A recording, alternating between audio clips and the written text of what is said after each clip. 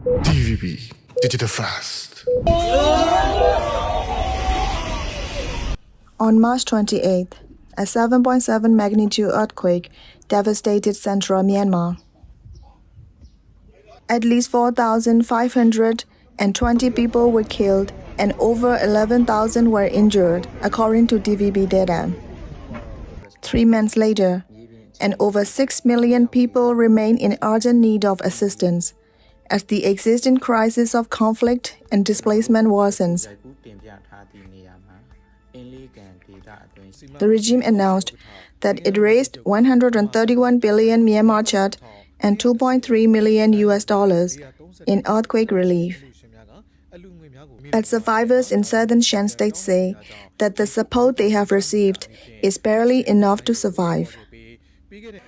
The military gave only 200,000 kyat to homeowners if their homes were completely destroyed. If only partially damaged, they gave 50,000 kyat for repairs. Those injured by the quake were given 50,000 kyat too.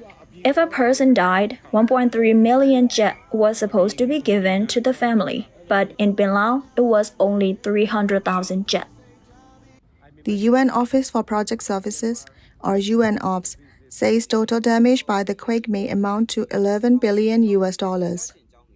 But reconstruction costs are estimated to cost 2 to 3 times higher.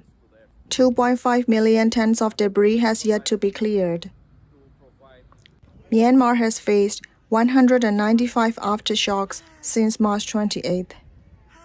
Tremors have been felt across the country, from Shan State in the east to Kachin State in the north.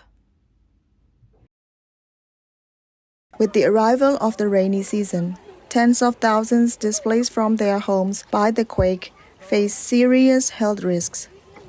Independent meteorologist Win 9 predicted rains could cause floods and landslides in Zagai region, the epicenter of the earthquake.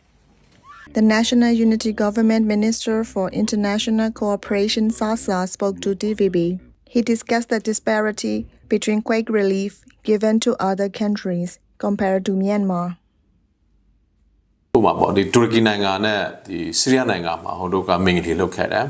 In Turkey and Syria, the UK contributed around $204 million for earthquake relief in 2023. The media was allowed full access to the quake zone, and that helped raise this amount in about 2 weeks. But in Myanmar, the regime restricted media access, so only $35 million was donated. This shows the vital role the media plays in raising international attention to a crisis. Min Aung used the days following the earthquake to gain legitimacy for his military regime in Naypyidaw, which seized power after the coup on February 1, 2021. At a regional meeting in Bangkok in early April, Min Aung met with the elected leaders of Thailand and India. On April 17th, he met with Malaysian Prime Minister Anwar Ibrahim, the current chair of the Association of Southeast Asian Nations, or ASEAN.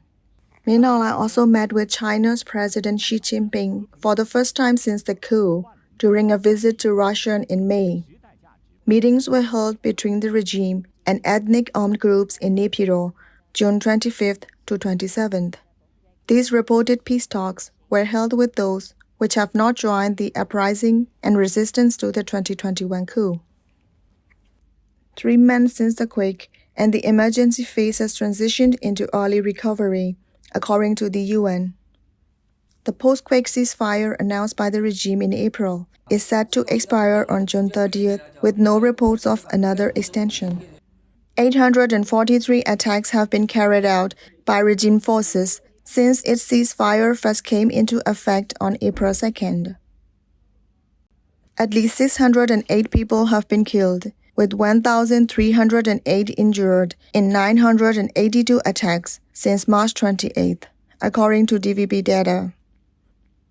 With the regime set on holding an election by December, violence is likely to escalate, pushing more people to flee their homes and compounding the humanitarian crisis in Myanmar.